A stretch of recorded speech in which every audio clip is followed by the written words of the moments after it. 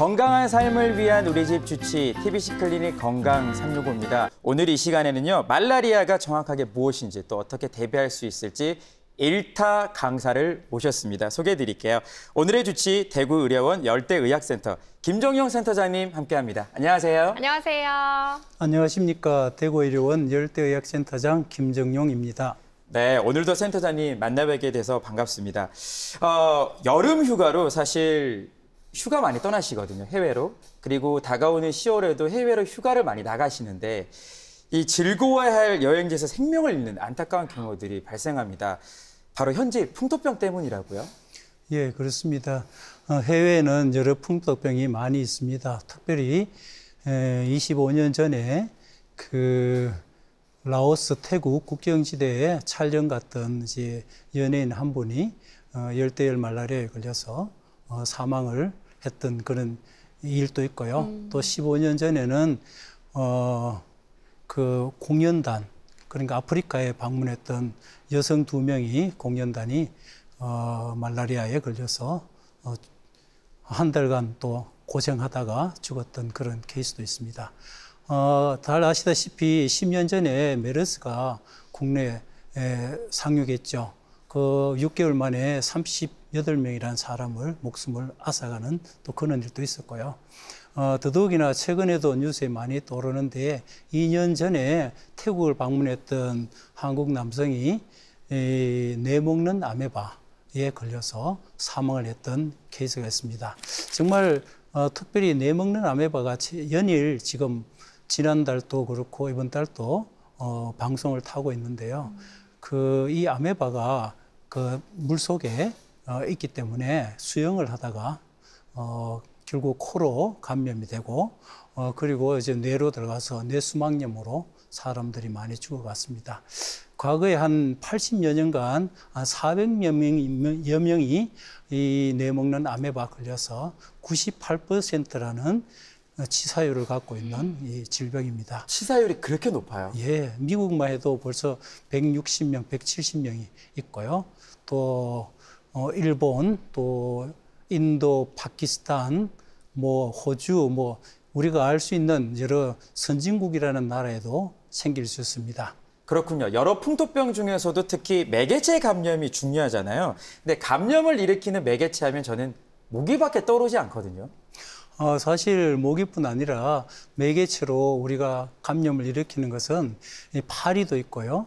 또 진드기도 있고 벼룩도 있고 또 노린재 이런 것들이 많이 있습니다.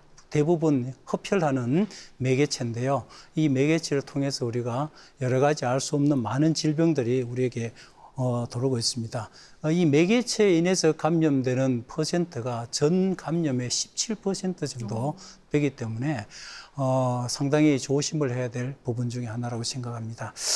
사실 지역별로 많이 다르고 또 매개체에 대해서 이해를 많이 부족해서 진단이 늦어질 수도 있고요. 그래서 치료 시기를 많이 놓치는 경우가 많이 있습니다.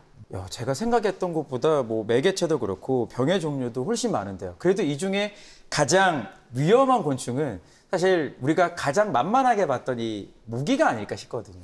예, 그렇죠. 사실은 다른 매개체가 많이 있지만은 모기로 옮기는 질병이 굉장히 많이 있습니다. 특별히 매년 70여만 명이 모기를 통해서 감염이 되어가고 있습니다. 그 중에 단연 말라리아가 가장 많겠지만은요. 실제 이제 그 모기에서 옮기는 병 중에 이 황열이나 일본 뇌염은 그 예방 접종이 있어서 그나마 감염에 많이 방지를 할 수 있는데 그 외에 이제 댕기나 치kungunya, 치카 이런 이제 질병들은 예방 접종이 없습니다. 뿐만 아니고 예방약도 없습니다. 그래서 감염이 될 수가 있는데 그러나 이제 증상이 많이 심하지 않고 그래서 우리가 이겨낼 수 있는 부분이고요. 그러나 두 번째, 세 번째 댕기가 걸렸을 때는 증상이 굉장히 심해지니까 조심을 해야 될 부분이 되겠습니다. 그 중에 이제 말라리아는 이제 치료약이 잘 나와 있기 때문에 조기 진단 치료한다면은 말라리아는 퇴치할 수 있는데 많은 경우에 조기의 진단 치료가 늦어서 문제가 많이 될 수 있습니다. 그 외에 예방약도 있긴 하지만은 예방약이 100% 된다는 보장이 없고, 특별히 장기간 여행할 때는 그 예방약을 오래 먹을 때 이 부작용이 또 있기 때문에 주의해야 될 부분도 있습니다. 정말 이렇게 들으니까 괜히 말라리아라는 이름만 들어도 좀 무서워지는데 사실 알고 보면 예방과 퇴치가 가능합니다. 그래서 오늘 말라리아에 대해서 너무 겁먹지 말도록 정확한 정보와 함께 걱정은 덜고 건강은 챙길 수 있는 방법을 알려주신다고요? 예, 오늘 이 말라리아에 대한 염려와 두려움을 극복하는 7가지 열쇠를 여러분에게 좀 드릴까 생각합니다. 근데 말씀해 주신 대로 이제 말라리아는 모기로부터 감염이 되는 거니까 여름에는 감염자가 당연히 늘 거고, 그러면 반대로 겨울철에는 감염자가 줄어들지 않을까요? 좋은 질문입니다. 사실은 여름, 겨울이 없는 그 아열대나 열대 지역에서는 없습니다. 봄, 여름, 가을, 겨울 할 것 없이 그곳에서는 사계절 열대열, 3일 말라리아가 일어나고요. 특별히 이제 온대 지역, 이제 여름, 겨울이 명확한 그 지역에서는 여름에 주로 많이 생기죠. 그런데 이제 3일열 말라리아가 주로 생기는데, 이 말라리아는 특징이 또 한 가지 있습니다. 잠복기가 길고, 물리고 나서 잠복기가 길다는 말은 3개월, 6개월 후에 말라리아가 생긴다는 말입니다. 예. 또 아니면은 치료가 된 후에 재발을 몇 개월 후에 또 할 수가 있습니다. 그러니까 한겨울에도 말라리아가 진단이 날 수 있습니다. 그래서 겨울이라고 방심할 수는 없습니다. 윈터 말라리아도 있다는 것을 꼭 기억하셔야 됩니다. 좀 말씀 듣다 보니까 모기가 점점 미워지네요. 네. 그렇다면 이제 본격적으로 말라리아의 염려, 두려움을 극복할 7가지 열쇠에 대해서 이야기 나눠보겠습니다. 먼저 첫 번째 열쇠입니다. 앞서 말라리아의 2가지 종류가 있다고 말씀해 주셨는데, 그럼 이 종류에 따라서 발생하는 기전의 차이가 있을까요? 예, 본래는 말라리아가 크게 한 4종류가 있지만은 우리 기전적으로 3일열 말라리아와 열대열 말라리아가 가장 흔하기 때문에 2가지를 좀 비교할까 합니다. 예를 들면은 이 말라리아에 이제 물렸을 때, 모기가 물리면은 주로 이 말라리아 모기는 적혈구를 공격합니다. 피 속에 있는 적혈구를 공격하는데, 3일열 말라리아는 적혈구가 이렇게 감염되면은 이렇게 커집니다. 그러나 열대열 말라리아는 적혈구가 쪼그라듭니다. 그러면서 밖에 돌기가 만들어집니다. 이 2가지의 이 열대열 말라리아와 3일열 말라리아의 적혈구의 변화가 차이가 있기 때문에 결국은 3일열 말라리아는 그런 상황에서 정상이 어느 정도 가다가 그만두지만은 열대열 말라리아는 이 밖에 나온 돌기 때문에 다른 감염된 적혈구와 또 정상인 적혈구와 또는 혈관 벽에 덩어리를 만들어 들어붙게 됩니다. 그 소혈관에 결국은 적혈구 덩어리가 들어붙었을 때 무슨 일이 일어나죠? 혈전 비슷하죠. 피가 막히죠. 그렇죠. 그래서 소혈관이 막히는 바람에 뇌나 간이나 신장이나 뭐 여러 군데 이런 혈전 증상 비슷하게 해서 굉장히 심각한 증상이 많이 발생하게 됩니다. 3일열 말라리아는 그렇지는 않습니다. 또 한 가지 좀 큰 차이점은 이 3일열 말라리아는 주로 적혈구 중에 그 덜 자란 적혈구, 완전 성숙 안 한 적혈구를 이렇게 주로 공격하는데 그게 5% 이내입니다. 그러면은 3일열 말라리아는 많아봐야 한 5% 이내에 그 폐혈증이 일어나겠죠. 그 정도 지나면 밥이 없는 거예요. 예. 그러나 열대열 말라리아는 다 자란 모든 종류의 적혈구에 공격을 합니다. 그러니까 이제 1, 3, 5, 7 이렇게 사이클이 돌아가는데 돌아갈 때마다 이 적혈구 이제 폐혈 숫자가 뭐 5%에서 10% 됐다가 20% 됐다가 50% 됐다 이래 됩니다. 그러니까 엄청난 이 폐혈증을 일으킬 수 있는 것이 열대열 말라리아입니다. 그 기전 차이가 결국은 얼마나 많은 증상을 만들고 얼마나 많은 위험성을 만드는지 잘 이해됐으리라고 생각합니다. 오늘 시간을 통해서 말라리아에 대해서 정말 정확하게 또 알려드리고 있습니다. 큰 도움을 받고 있는데요. 자, 그러면 두 번째 키워드도 너무 궁금하거든요. 예, 말라리아에서 잊지 말아야 될 가장 중요한 것은 조기 진단과 조기 치료입니다. 그래서 두 번째 키워드는 조기 진단을 해서 조기 치료하는 것을 얘기 드릴까 합니다. 시작할 때 제가 말씀드렸습니다. 40대 중반에 우리 그 연예인 한 분이 그 태국과 라오스 국경지대에서 촬영하다가 내성 말라리아가 있는 그 지역에서 말라리아 걸렸습니다. 연락 한 개 들어서 우리 한국 사람의 입장으로서는 한국의 의료가 발전돼 있다 이런 생각을 해서 빨리 비행기를 타고 한국에 와서 치료를 했으리라 생각합니다. 근데 이제 한국 시스템이 25년 전 얘기가 돼서 진단 치료에 있어서 많이 늦었으라고 생각합니다. 굉장히 그 말라리아, 열대일 말라리아는 그 조기에 진단을 해야 되는데 특별히 5일 이전에 진단이 나와서 치료를 한다면은 굉장히 효과 있고 좋은데 그 시간이 아마 넘어선 것 같습니다. 가능하면은 제 같은 경우에 그런 상황에 옆에서 같이 있었다면은 더 빨리 태국으로 치료가 됐을 텐데, 그쵸? 빨리 방콕으로 빨리 갔었으리라고 생각합니다. 예. 왜냐하면 제가 방콕 마이들 의과대학에서도 같이 연구를 했기 때문에 네. 거기도 굉장히 시스템이 잘 되어 있습니다. 그래서 가서 가면은 거기는 이제 내성 말라리아에 대한 이해도 됐고 진단도 현미경 보고 뭐 몇 시간 만에 빨리 했을 거고 그래서 빠른 진단과 또 적절한 양의 약으로 치료를 해서 아마 생명 살릴 수도 안 있었겠나 하는 제가 참 안타까운 마음이 지금 들고 있습니다. 그래서 조기에 잘 발견해서 치료하면은 많은 경우에 후유증 없이 또 생명을 많이 살릴 수 있다고 생각합니다. 아까 얘기 드렸죠. 5일이 지난 이후부터는 폐혈증이 점점 늘어나서 소혈관이 다 막힙니다. 예. 그럴 때는 이미 치료가 굉장히 어려운 상황이 되겠습니다.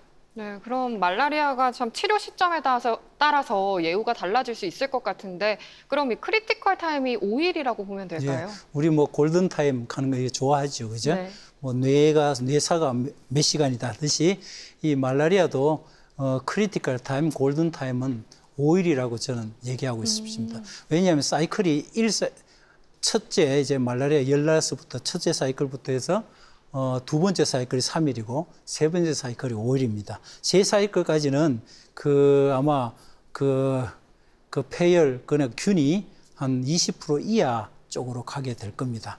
그나마 살 수 있는 여러 가지 근거가 많이 있습니다. 그러나 이제 7일이 되는 순간, 다음 사이클로 가는 순간은 거의 뭐 50% 이상의 폐혈증이 일어나서 사람들 살리기 어려운데, 얼마 전에 그런 경우가 있었습니다. 60대 남자가, 아프리카를 갔다 와서, 한국에 와서, 뭐 열나고 고열나고 또 설사도 있고 이러니까 감기 몸살이직하고 의원에 그냥 가서 그렇게 생각할 수 있죠. 치료받게 됩니다. 그래 좀 이상한 거예요. 그래서 이제 다음 병원을 갔었는데 벌써 5일이라는 시간은 금방 지나게 되죠. 그 결과 이 폐혈증으로 말미암아 뭐 응급실 가고 감염내과 갔지만 금방 당일 사망하는 그런 케이스가 있었습니다. 근데 말라리아는 이제 5일 안에 치료를 해주셔야 된다고 했는데 또 중요한 숫자가 있다면 3이 아닐까 싶어요. 적절한 약자를 선택한 후 3일 치료도 중요하다고. 사람들이 말라리아를 걸리면은 보통 뭐 일주일, 2주일 막 입원하고 이러는데 사실은 3일 치료하면 됩니다. 개성공단에 있을 때 말라리아 많이 걸렸던 3일열 환자들이 있었는데 뭐 출퇴근 시켜가면서 3일 만에 정확한 양을 치료하면은 나았습니다. 이번 같은 경우에도 작년에 아프리카에서 열대일 말라리아도 2박 3일 입원시켜서 적절한 양으로 치료했을 때 좋은 결과가 있고 또 일주일 후에 팔로우했을 때 다 건강하게 됐던 그런 모습입니다. 3일을 적정한 양으로 내성이 없는 약으로 잘 선택해서 치료하는 게 중요합니다. 네, 제가 듣기로는 예전에 국내에서 이 혈액 감염으로 말라리아에 걸린 사례가 있다고 들었는데 이게 사실인가요? 사실은 혈액을 통해서 감염되기가 쉽지 않습니다.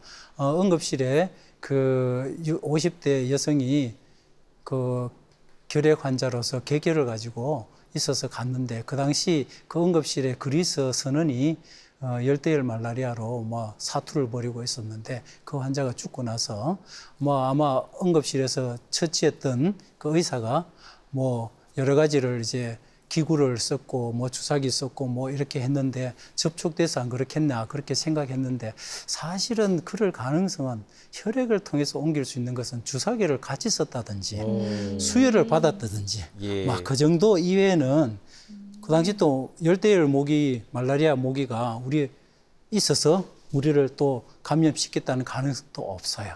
그래서 이 수혈이나 그 이외에는 주사 바늘 이외에는 가능성이 별로 없다고 보면 될 것 같습니다. 그나마 뭐 불행 중 다행이라는 생각이 드네요.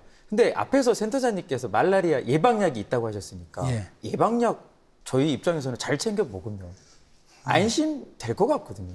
예, 사실은 예방약이 100% 보장을 할 수는 없습니다. 그러나 이제 사실은 뭐 2주나 한 달 이래 갔을 때는 우리가 예방약을 그 지역에 맞게 쓸 수 있는데 어떤 약은 매일 먹어야 되는 약도 있고 또 어떤 약은 일주일에 한 번 먹는 약도 있고 이런 상황에서 한 달을 말라리아 예방약을 먹는다는 것, 돌아와서 또 일주일을 먹는다는 것, 이게 굉장히 그 예방약에 있는 부작용도 고려를 해서 사용해야 될 거라고 생각해요. 예를 들면 3개월 갔다 예방약 쓰기 쉽겠습니까? 어렵죠.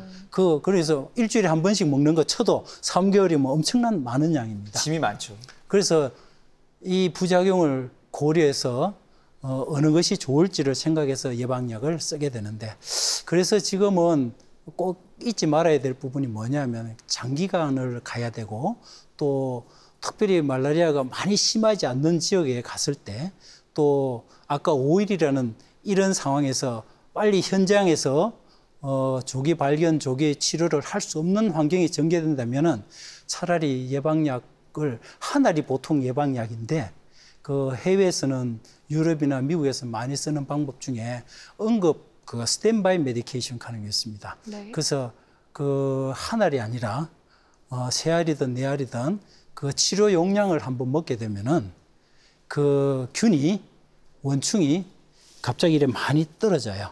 그럼 5일이 아니라 시간을 열흘이든 2주든 시간을 벌어서 병원 가든지 한국에 돌아오든지 하는 그런 이제 응급처치 치료 방법도 있습니다. 이런 경우에는 좀 아는 사람에게 해야 되지 뭐 아무나 이렇게 해가지고는 좀 위험성이 있죠. 예, 그런 이제 케이스도 있다는 것을 말씀드립니다. 네, 보통 전염병을 한 번 앓고 나면 면역이 생기는데 이 말라리아는 한 번 걸리고 나면 괜찮은 건지 아니면 다시 재발할 수 있는 건지도 궁금합니다. 오래 사신 분들은 면역이 약간 있습니다. 그래서 말라리아 잘 걸린 사람이 어린이가 면역이 적고 또 해외에서 온 사람, 예. 갑자기 이제 방문한 사람, 이런 사람들이 면역이 없기 때문에 말라리아에 잘 걸립니다. 또 문제는 이제 다시 재출현할 수 있다는 겁니다. 지난번에도 말씀드렸지만 재발을 할 수 있고 3일 말라리아는 재발할 수 있고요. 또 치료가 적절하지 않는 경우에 또 내성이 있는 약을 썼을 경우에는 다시 말라리아가 재발합니다. 뭐 인도나 또 다른 아프리카 뭐 엔데믹 지역에서는 바로 또 재감염이 있어서 또 재발할 수도 있습니다. 여러 가지 이유로 다시 재발할 수 있다는 것을 꼭 기억하시기 바랍니다. 요즘에 뭐 업무라든지 아니면 뭐 출장뿐만 아니라 해외 휴가 많이 가실 텐데요. 해외 유입 말라리아에서 특히 주의할 점들이 있습니다. 센터장님 어떤 게 있을까요? 해외 이제 말라리아는 사실은 3일열 말라리아도 있지만 열대열 말라리아가 가장 위험합니다. 지금까지 했던 거 총 복습한다면은 며칠 내에 발견해야 되죠? 5일입니다. 5일. 예. 예. 5일 이내에 발견하도록 어떤 이유겠든지 간에 5일 이내에 그 현지를 가든지 아니면 국내에서든지 5일 이내에 어쨌든 진단을 받아야 된다는 것을 꼭 기억하시고 또 적절한 약을 잘 찾아서 3일 동안 하루 만에 치료하면 안 되고 3일을 끝까지 전체 용량을 꼭 치료해야 된다는 것을 꼭 기억하시고요. 또 열대일 말라리아일 수도 있다. 한 번 물렸는데 이런 생각 말고 열대일 말라리아일 수도 있다. 이런 생각을 하시고 전문가를 또 잘 찾아가서 조기 진단, 더 치료를 꼭 받으시기 바랍니다. 네. 네, 말라리아에 대한 설명을 듣다 보니까 앞으로 대구의료원 임상열대의학센터의 역할이 더 커질 것 같다라는 생각이 듭니다. 이곳만의 차별성도 우리가 주목해야 할 것 같은데요. 뭐 오늘 우리 같이 얘기하면서 살짝 언급도 했지만은 제가 대구의료원에서 열대의학센터를 한 이유는 현미경을 보고 바로 열대열 말라리아 또 3일열 말라리아를 짧은 시간에 직접 현미경 보면서 발견할 수 있다는 거고요. 또 매일매일 이제 현미경을 보면서 치료약의 경과들을 이제 볼 수 있고 약이 잘 받는지도 볼 수 있는 겁니다. 그리고 이를 통해서 약을 급하게 또 바꿔야 될지 또 알아야 될지 이런 부분들을 남들보다 빠르게 현미경 보고 할 수 있는 그런 장점이 있고요. 또 해외의 여러 질병들을 22년간 해외 살면서 그 질병들을 많이 봐왔기 때문에 그 풍토병들이 국내에 오게 되면은 남들보다 빠르게 조금 더 빠르게 진단할 수 아닐까 생각해요.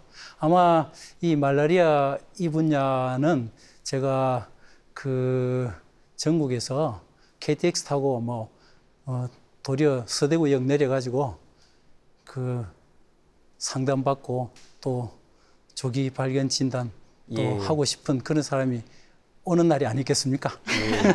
늘 빠른 열차처럼 신속하게 현미경을 들여다보듯이 우리 환자분들을 케어하고 계십니다. 오늘 센터장님 덕분에 말라리아 제대로 알고 또 두려움을 떨쳐낸 시간인데요. 끝으로 우리 시청자분들께 당부의 말씀 전해주시죠. 예, 경청해 주셔서 감사드립니다. 특별히 해외 여행하실 때 건강하고 안전한 여행절이 되기를 바랍니다. 꼭 기억하실 말씀은 출필면 반필고 가시기 전에 예방약이든지 예방접종 또 상담을 잘 하시고 돌아와서 무슨 증상이 있고 어려움이 있거든 꼭 또 와서 고해서 건강한 여러분들 다 되시기 바랍니다. 감사합니다. 네, 지금까지 도움 말씀에 대구의료원 열대의학센터 김종용 센터장님 함께했습니다. 센터장님 고맙습니다. 고맙습니다. 감사합니다.